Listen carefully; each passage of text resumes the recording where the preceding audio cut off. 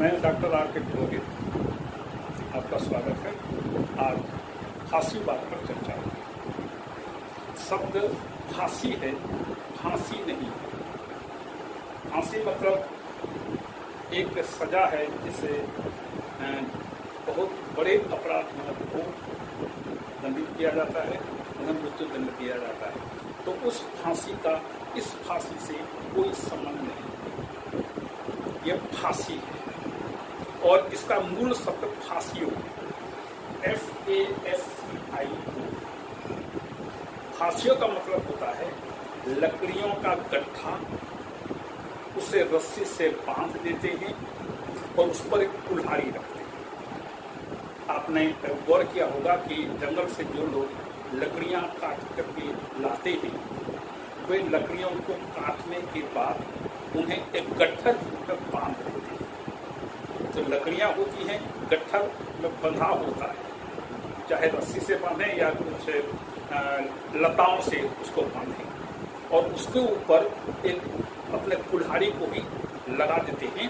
तो ये तीनों का जो संयुक्त रूप है उसको फांसी कहते हैं। और ये चिन्ह प्राचीन रोमन साम्राज्य का राज चिन्ह था, जिसे इटली में मुसोलिनी ने प्रथम विश्व युद्ध के बाद के वर्षों में अपनाया और फांसीवादी विचारधारा का प्रतिपादन। तो इस दुनिया में आधुनिक युग में इस विचारधारा का एकमात्र समर्थक है, प्रतिपादक है और उसका नाम मुसोलिनी। यह मुसोलिनी के साथ आया और मुसोलिनी के साथ ही गया।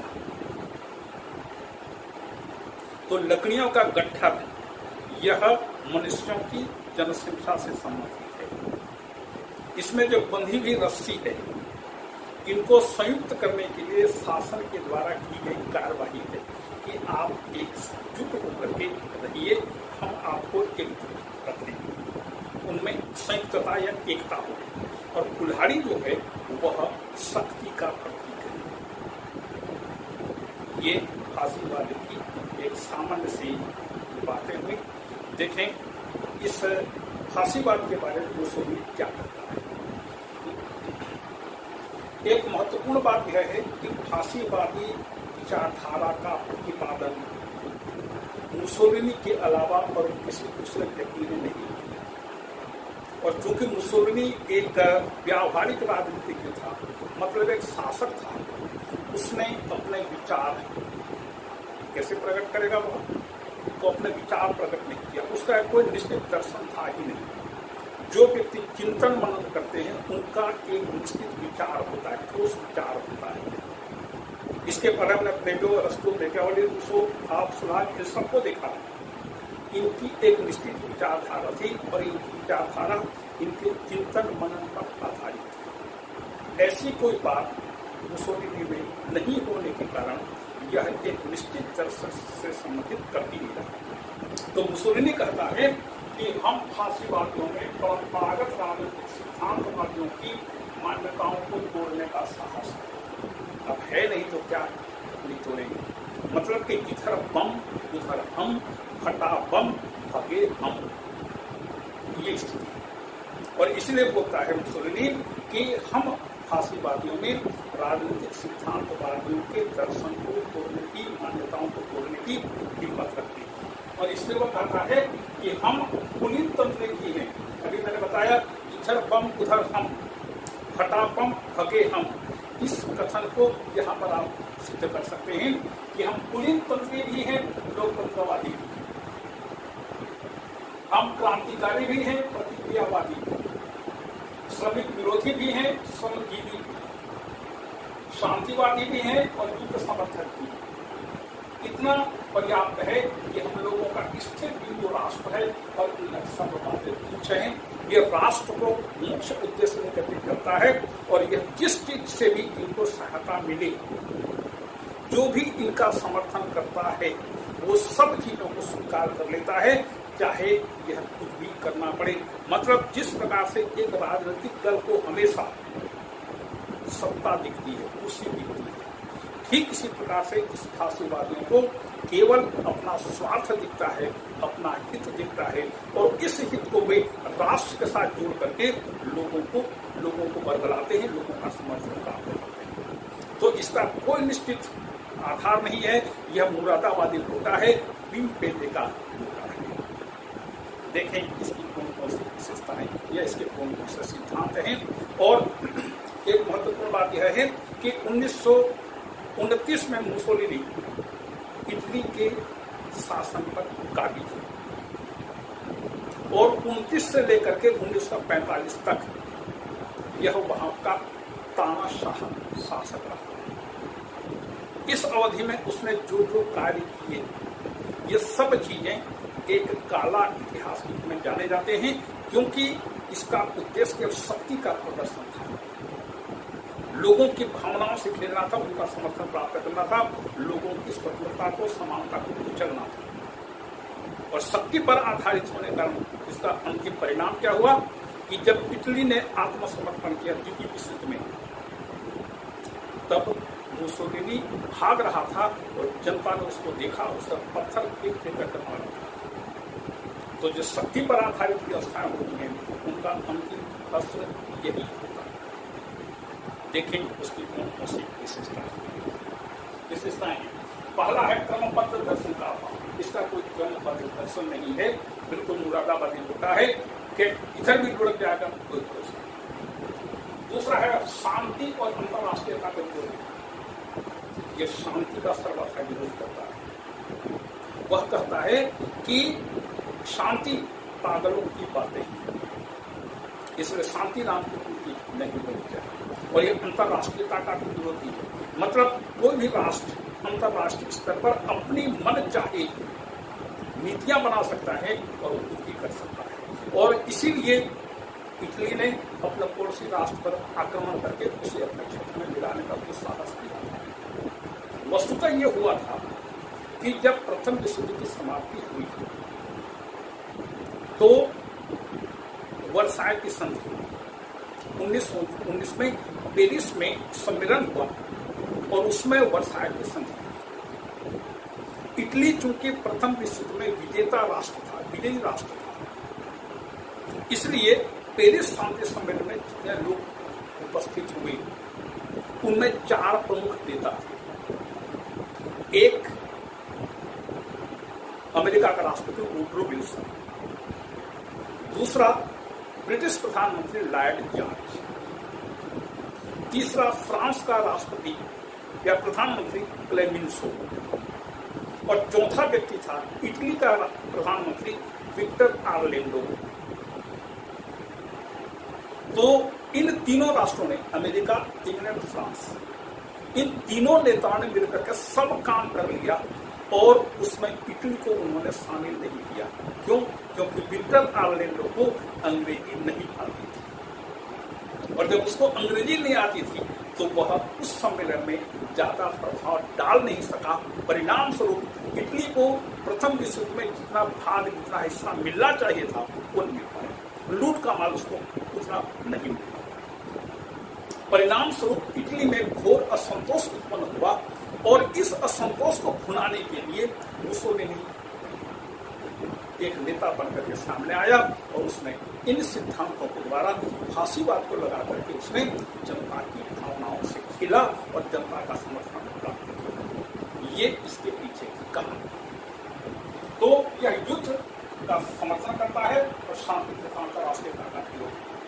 तीसरी चीज प्रजातंत्र विरोध, यह स्वतंत्रता और समानता का घोर विरोध करता है। यह पुलिन तंत्र को स्वीकार करता है। क्यों?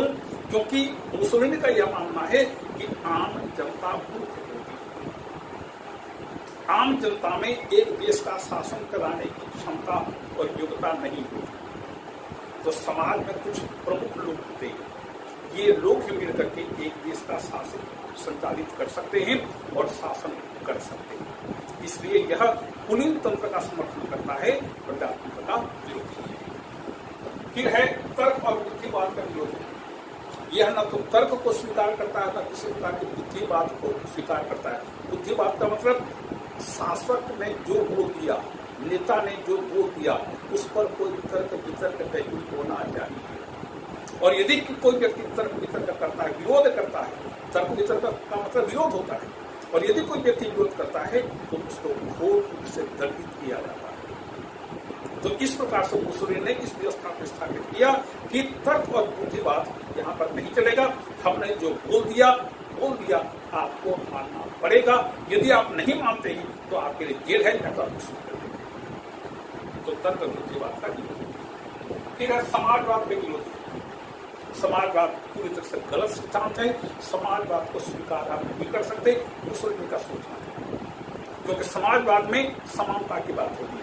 यह पुलिनतंत्र व्यवस्था को स्वीकार करता है, इसलिए समाजवाद का भी विरोधी है। फिर है अधिकार नहीं कर्तव्य।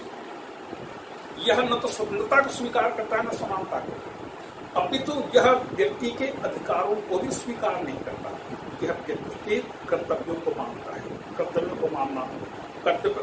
को मान्यता प्रदान करता है। क्यों? क्योंकि व्यक्ति यदि अधिकार से युक्त हो जाएगा तो अधिकार की मांग करेगा।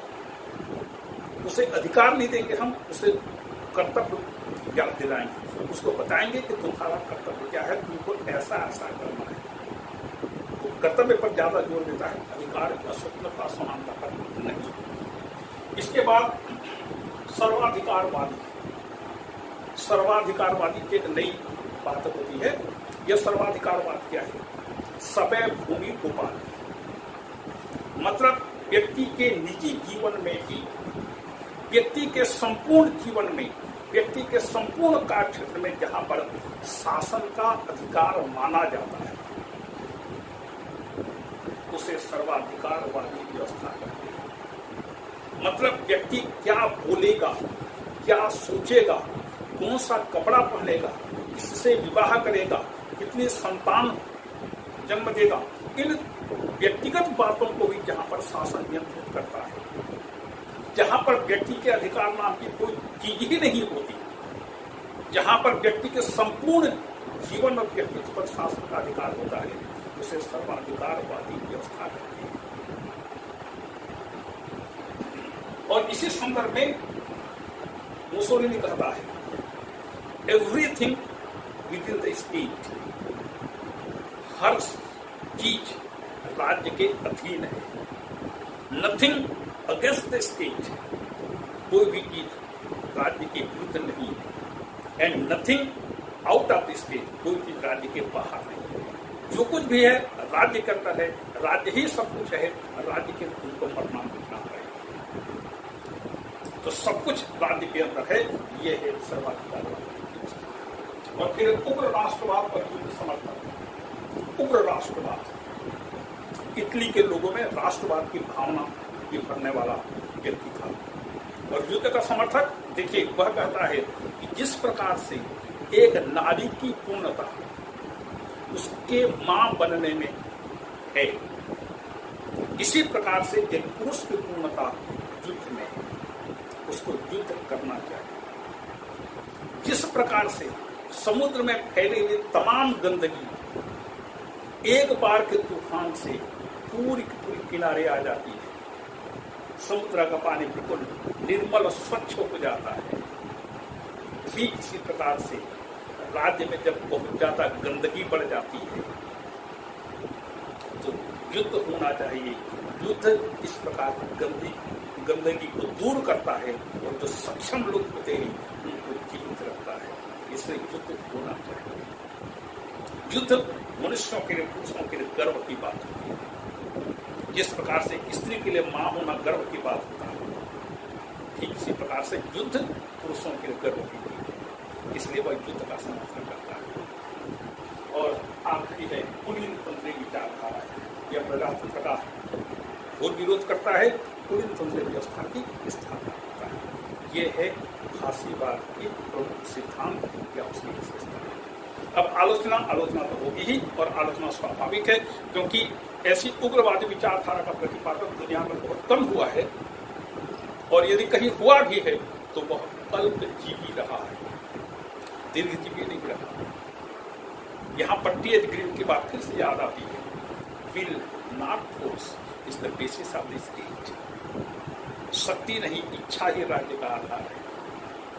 जहां पर सहमति से काम होता है, जहां पर विरोधी विचारों को भी स्वागत की दृष्टि से देखा जाता है, उसका स्वागत किया जाता है, वो व्यवस्था चिरस्थायी होती है, दीर्घजीवी होती है। यही कारण है कि आज भारत की प्रजातांत्रिक व्यवस्था न केवल चल रही है, अपितु दुनिया में इसे उदार लोकतंत्र के नाम से जाना जाता है। और अब देखें आलोचना सबसे अच्छा और भी है। नंबर 10 है साम्राज्यवादी। साम्राज्यवादी है कैसे कि यह साम्राज्य विस्तार का पक्षधर है। यह सोचता है कि हमारे पूर्वजों ने पहले रोमन साम्राज्य की स्थापना की थी, इसी प्रकार से हमें भी अपने साम्राज्य का विस्तार करना है। और साम्राज्य विस्तार कैसे होगा? युद्ध से। तो ये युद्धों का समर्थक है, युद्धों के माध्यम से साम्राज्य का विस्तार करना चाहता है। फिर है धर्म विरोध और समर्थन। शुरुआती दौर में मुसोलिनी धर्म का कट्टर विरोधी था, लेकिन जब उसने देखा कि रोमन कैथोलिक धर्म चर्च का लोगों पर बहुत ज्यादा प्रभाव है, तो उसने धर्म को स्वीकारना शुरू कर दिया। तो पहले धर्म का विरोधी था, जब उसने देखा कि धर्म का पालन करने में, धर्म का समर्थन करने से हमको बहुत ज्यादा फायदा मिलेगा, तो उसने धर्म को स्वीकार कर दिया और फांसीवाद के अंतर्गत धर्म को भी स्वीकार कर दिया। और आखिरी है एक दलीय व्यवस्था। हमारा नेता एक है, उस नेता के आदर्शों का पालन करो, उस नेता के लिए युद्ध में मर मिटो, जो हमारा नेता जैसा कहेगा वैसा तुमको करना पड़ेगा। एक दल, फांसीवादी दल, वही सब। ये है उसकी विशेषता। देखिए आलोचना सबसे पहले अवसरवादी दर्शन। अवसरवादिता है जहां पर उसको अवसर मिला, जहां पर उसको लगा कि यहाँ पर लाभ मिल सकता है, उसको उसने स्वीकार कर लिया कि जैसे राजनीतिक दल होते हैं, सत्ता के भूखे होते हैं, उनको हमेशा कुर्सी ही दिखती है, इसी प्रकार से इसको भी केवल अपनी कुर्सी दिखी और इसलिए वह अवसरवादी दर्शन के नाम से जाना जाता है। इसका कोई क्रमबद्ध दर्शन नहीं है। फिर है राज्य साध्य नहीं है। ये बात आज के जमाने में साबित हो चुकी है। राज्य साध्य नहीं है, अपितु व्यक्ति साध्य है। और व्यक्ति साध्य है तो राज्य का काम क्या है? व्यक्तित्व के विकास के लिए साधन उसकी सहायता है। और यही एक आदर्श प्रजातांत्रिक और सर्व स्वीकारणीय व्यवस्था के रूप में आज माना जाता है। तीसरा है शक्ति राज्य का आधार। बिल्कुल स्पष्ट है, इनका कथन यहाँ पर बिल्कुल फिट बैठता है। राज्य का आधार शक्ति नहीं है, इच्छा है। और जो भी व्यक्ति शक्ति को मूल आधार बनाकर काम करेगा, वह कभी जीवन में क्षणिक सफलता प्राप्त कर लेगा, लेकिन स्थायी सफलता प्राप्त नहीं कर पाएगा। फिर है स्वतंत्रता समानता का अभाव। इस पर चर्चा हो चुकी है। स्वतंत्रता समानता फांसीवाद के लिए सपना है। फांसीवाद इसका घोर विरोधी है। स्वतंत्रता का है कि समानता का है। फिर है अप्रजातांत्रिक। यह अप्रजातांत्रिक व्यवस्था है और अप्रजातांत्रिक व्यवस्था होने के कारण निश्चित रूप से व्यक्ति की स्थिति यहाँ पर एक मशीन के पूर्जे की भांति हो जाती है। लेकिन मनुष्य मशीन का पूजा मात्र नहीं है, अपितु उसका स्वतंत्र व्यक्ति होता है। फिर है युद्ध अनुचित। आज तक दुनिया में जितने भी युद्ध हुए, युद्ध ने किसी का भला नहीं किया। युद्ध किसी समस्या का समाधान नहीं है, अपितु एक दूसरे युद्ध की तैयारी है। प्रत्येक युद्ध में अगले युद्ध के बीज छुपे होते हैं। यदि प्रथम विश्व युद्ध नहीं हुआ होता तो द्वितीय विश्व युद्ध भी नहीं होता। तो युद्ध ने आज तक किसी का भला नहीं किया। लेकिन दुनिया में ऐसे भी देश हैं जो यह चाहते हैं कि युद्ध होना चाहिए, क्योंकि युद्ध की सामग्री का वो बड़े पैमाने पर उत्पादन करते हैं, उसका वो बाजार लगाते हैं। तुम युद्ध करो, हम तुमको सामान की सप्लाई करेंगे। ऐसे भी देश हैं और ऐसे देशों का आजकल बोलबाला है, क्योंकि शक्ति ही राजनीति का मूल आधार है। कौन सा शक्ति? दूसरी शक्ति। और यदि शक्ति को आप राज्य का आधार मानते हैं तो वह स्थायी व्यवस्था नहीं हो सकती। फिर है साम्राज्यवाद भी अनुचित व्यवस्था है। साम्राज्यवाद दुनिया में पहले था, अभी दूसरे रूप में साम्राज्य की स्थापना हो चुकी है, जैसे कि आर्थिक साम्राज्यवाद। तो साम्राज्यवाद की व्यवस्था को पूरी दुनिया ने अस्वीकार कर तो दिया है, लेकिन अभी भी यह साम्राज्यवाद अनेक रूपों में प्रचलित है।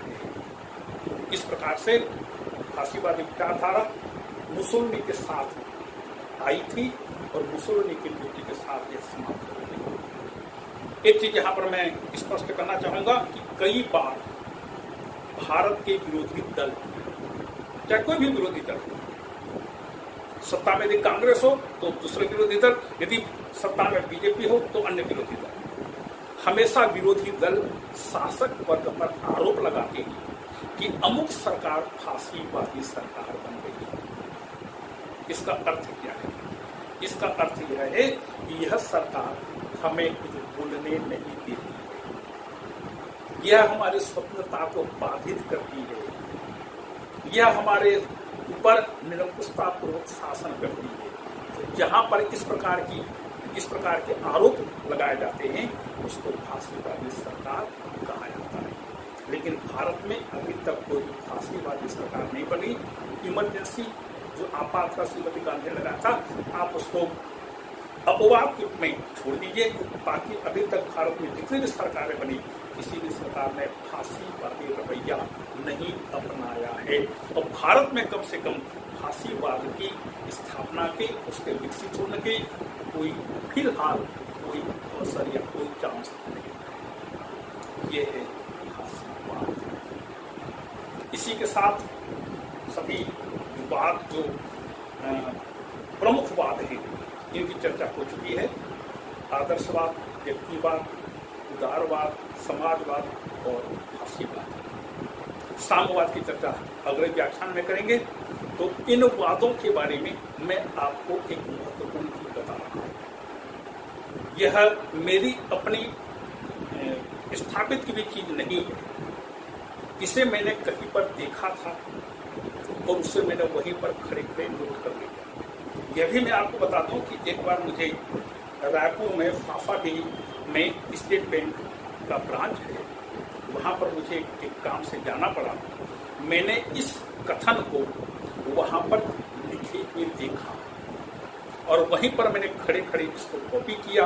ये घटना है 1997-98 के आसपास की, और उसको मैंने देखा कि मुझे बहुत अच्छा लगा। चलिए मैं आपको ये चीज बता रहा हूँ।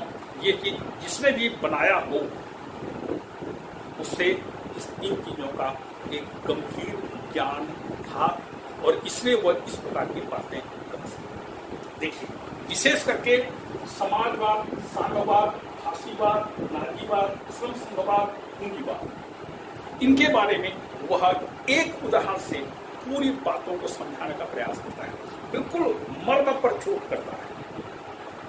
वो कैसे? देखिए, सबसे पहले समाजवाद, वह एक गाय, दो गायों को उदाहरण देता है और इन दो गायों के उदाहरण से पूरे इन वादों को स्पष्ट कर देता है, पूरा क्लियर कर देता है। पूरे कॉन्सेप्ट को यदि आप इसको समझ गए तो इन सभी विचारधाराओं को भी समझ जाएंगे। पहला है समाजवाद। वह कहता है आपके पास दो गाय हैं, आप एक गाय अपने पड़ोसी को दे दीजिए, समानता। ये समाजवाद का सिद्धांत। दूसरा साम्यवाद, आपके पास दो गाय हैं, शासन इन गायों को अपने पास डालेगी, मतलब शासन इन दोनों गायों को ले लेगी और आपको दूध मुफ्त में देगी। क्यों? क्योंकि साम्यवाद में निजी संपत्ति का निषेध होता है। साम्यवाद में निजी संपत्ति किसी की बिजनेस भी करेंगे तो शासन के कर्मचारी बनकर आप काम करेंगे, निजी संपत्ति पर रोक। तीसरा है फांसीवाद, अभी जिसकी चर्चा हुई। फांसीवाद बोलता है, फांसीवाद की मूल धारणा क्या है? यदि आपके पास दो गायें हैं, गवर्नमेंट, शासन दोनों गायों को आपसे ले लेगी और आपको दूध बेचेगी। ये फांसीवाद की मूल धारणा है। फांसीवाद ने निगमनात्मक अर्थव्यवस्था, कॉर्पोरेट इकोनॉमिक सिस्टम को लागू किया था, जिसके अंतर्गत उसने उत्पादकों को, कारखानों और मिल मालिकों को तो पूरी छूट देती कि तुम उत्पादन करो, लेकिन दाम खुद उसमें तय करना शुरू कर देती। जिस चीज को चाहे अपनी मर्जी से उसको जब्त कर देती थी सरकार। मुसोलिनी जो करे सब सही। तो इसलिए फांसीवाद के बारे में कहा जाता है कि आपके पास दो गायें हैं, शासन दोनों गायों को आपसे ले लेगा और आपको पूरी देगा। इसके बाद नाजीवाद है। नाजीवाद की चर्चा अभी नहीं हुई। नाजीवाद क्या है? वस्तुतः हीगल के विचारों लागू करने का श्रेय दो व्यक्तियों को दिया जाता है। एक है मुसोलिनी इटली का, दूसरा है जर्मनी का हिटलर। तो हिटलर और मुसोलिनी को हीगल का वर्चुअल सन, वर्चुअल बीटा माना जाता है, मानस पुत्र कहा जाता है। ये वर्चुअल शब्द बिल्कुल नया है, क्योंकि आजकल हम लोग वर्चुअल सब काम करते हैं, तो वर्चुअल सन या वर्चुअल बेटे या मानस पुत्र कहा जाता है। हीगल ने राज्य के सर्वोच्चता को विश्व में स्थापित किया था, विचारों में, दर्शन में। हीगल के विचारों को हिटलर और मुसोलिनी ने क्रमशः जर्मनी और इटली में स्थापित किया था। तो हीगल के दर्शन का यह उग्र रूप है, चरम रूप है। तो हिटलर ने जर्मनी में नाजीवाद का प्रतिपादन किया था, नाजीवाद की स्थापना की। तो नाजीवाद क्या है देखिएगा, बहुत मजेदार बात है। नाजीवाद है आपके पास दो गायें हैं, शासन दोनों गायों का आपसे ले लिया, आपको सुख कर देंगे, गोली मार देंगे। ये नाजीवाद।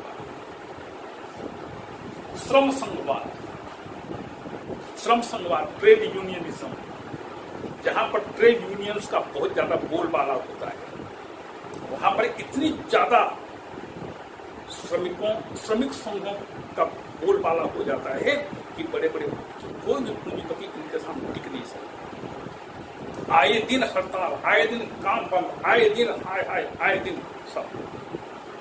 मतलब कि श्रमिक संघ जहां पर बहुत शक्तिशाली हो गई, पूंजीपति काम नहीं कर पाते, मिल मालिक, कारखाना मालिक बिल्कुल सिर पे हाथ लेकर बैठ जाते हैं। तो श्रम संघवाद क्या बोलता है? आपके पास दो गायें हैं, दो गायें हैं, श्रम संघवाद उन गायों को ले लेगा, दूध निकालेगा और दूध को सड़क पर फेंक देगा। ये श्रम संघवाद है।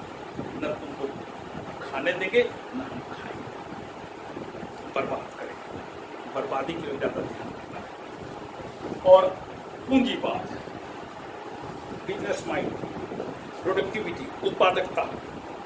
आपके पास दो गायें हैं, एक गाय बेच लीजिए, एक सांड खरीदिए, प्रोडक्टिविटी।